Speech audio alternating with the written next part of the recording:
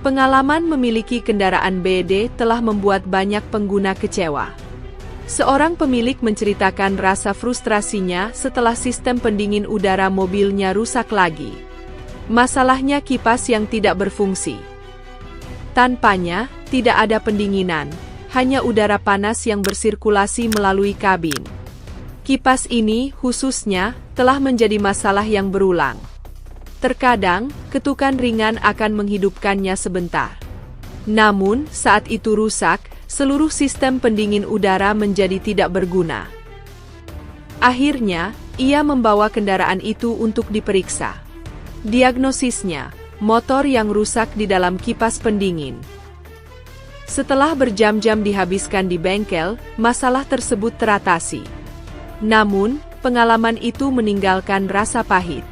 Jika produsen mobil terkemuka tidak dapat memproduksi sesuatu yang sederhana seperti kipas pendingin, kepercayaan apa yang dapat diberikan konsumen pada komponennya yang lebih rumit. Sebagai perbandingan, ia mengutip kendaraan bensin Toyota sebelumnya, yang melaju lebih dari 300.000 km tanpa perbaikan besar. Ia bertanya-tanya, mengapa merek asing dapat memberikan kinerja yang dapat diandalkan, sementara merek domestik tampak lebih fokus pada pemasaran daripada substansi. Meskipun curahan patriotisme dan promosi yang berlebihan terhadap BED, perusahaan tersebut telah menghadapi kesulitan yang besar, baik di dalam negeri maupun di luar negeri. Baru-baru ini, perusahaan tersebut menghadapi kemunduran besar ketika India, salah satu pasar berkembang yang paling menjanjikan, secara resmi menutup pintunya bagi BED. Sebaliknya, produsen mobil Amerika Tesla telah disambut baik oleh pemerintah India. Saat ini, jawaban untuk BED adalah tidak. Keengganan India untuk bekerja sama dengan produsen mobil Tiongkok bukanlah hal yang belum pernah terjadi sebelumnya. Pada tahun 2023, BED mengusulkan usaha patungan senilai 17 triliun rupiah dengan mitra lokal untuk membangun manufaktur kendaraan dan komponen listrik di India. Namun, proposal tersebut menghadapi penundaan yang tidak terbatas. Banyak yang awalnya mengaitkan hal ini dengan hambatan birokrasi India. Namun, penolakan tegas Menteri Goyal memperjelas bahwa sikap India bersifat politis, bukan prosedural. Sebaliknya, Tesla, meskipun CEO Elon Musk sering mengkritik tarif tinggi India, tidak dilarang. Sebaliknya, pejabat India telah mengisyaratkan kemungkinan pengurangan tarif jika Tesla berkomitmen pada manufaktur lokal. Bahkan ada diskusi seputar zona industri khusus untuk Tesla. Namun, perusahaan tetap berhati-hati dengan alasan masalah profitabilitas terkait dengan struktur bea masuk India saat ini. Perbedaan perlakuan antara BED dan Tesla ini mungkin tampak tidak konsisten, tetapi hal ini mencerminkan meningkatnya kekhawatiran strategis India terhadap perusahaan-perusahaan Tiongkok.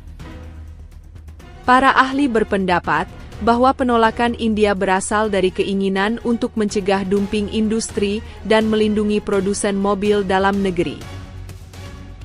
Kehadiran BED akan secara besar melemahkan merek-merek lokal seperti Tata Motors dan Mahindra, yang pertumbuhannya telah dipupuk di bawah kebijakan protektif. Selain itu, produsen kendaraan listrik Tiongkok diuntungkan oleh subsidi, tenaga kerja murah, dan kebijakan industri yang mendukung, keuntungan yang dapat mendistorsi persaingan yang adil di pasar luar negeri. Sikap pencegahan India menolak masuknya perusahaan alih-alih mengatur setelah kejadian, bertujuan untuk menjaga kemandirian industri jangka panjang. Yang menambah masalah BED adalah meningkatnya kekhawatiran atas keandalan dan kualitas kendaraannya. Banyak testimoni pelanggan menyoroti kekurangan yang serius. Seorang pengguna model Formula Bao, submerek BED, melaporkan kebocoran oli dari sistem suspensi hanya dalam waktu 6 bulan. Pertama, Peredam kejut belakang rusak, kemudian bagian depan, bahkan setelah perbaikan, kebocoran kembali terjadi dalam waktu 3 bulan. Apakah kesalahan terletak pada komponen atau pengerjaan yang buruk tidak jelas, tetapi rasa frustrasinya tidak dapat disangkal. Pemilik lain menceritakan pengalaman yang lebih mengkhawatirkan. Saat mengemudi di jalan raya selama Tahun Baru Imlek, sistem mobil mogok.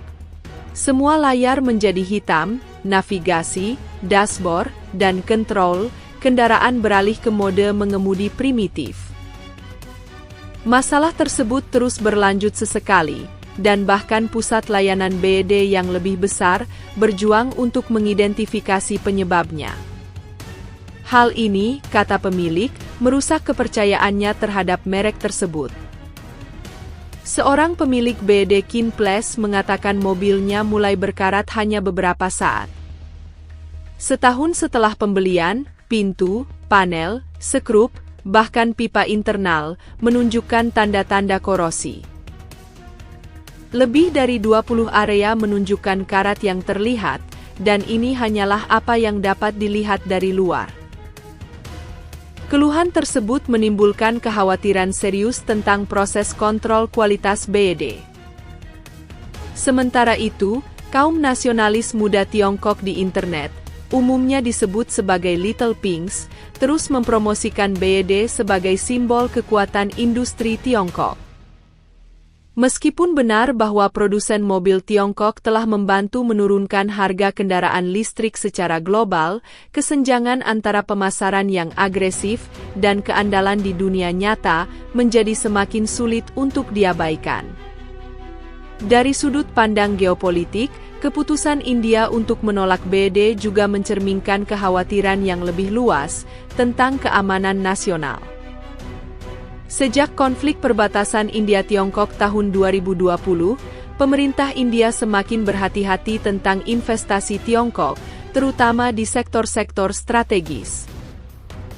Kebijakan baru mengamanatkan pengawasan yang lebih ketat untuk setiap investasi yang terkait dengan modal Tiongkok, yang menggarisbawahi kekhawatiran tentang keamanan data, kontrol ekonomi, dan potensi pengaruh pemerintah. Di tingkat internasional, penggunaan alat-alat ekonomi strategis oleh Tiongkok, seperti inisiatif Sabuk dan Jalan, telah menyebabkan banyak negara mempertimbangkan kembali kemitraan dengan perusahaan-perusahaan Tiongkok. Kekhawatirannya bukan hanya ekonomi, tetapi juga politis. Jika perusahaan-perusahaan seperti BED dianggap sebagai perpanjangan dari Partai Komunis Tiongkok, risikonya akan berlipat ganda. Meskipun BED terdaftar secara publik di Hong Kong dan Shenzhen, dan bahkan menganggap Warren Buffett sebagai investor utama, kecurigaan tetap ada. Washington, misalnya, semakin yakin bahwa tidak ada perusahaan besar Tiongkok yang sepenuhnya swasta.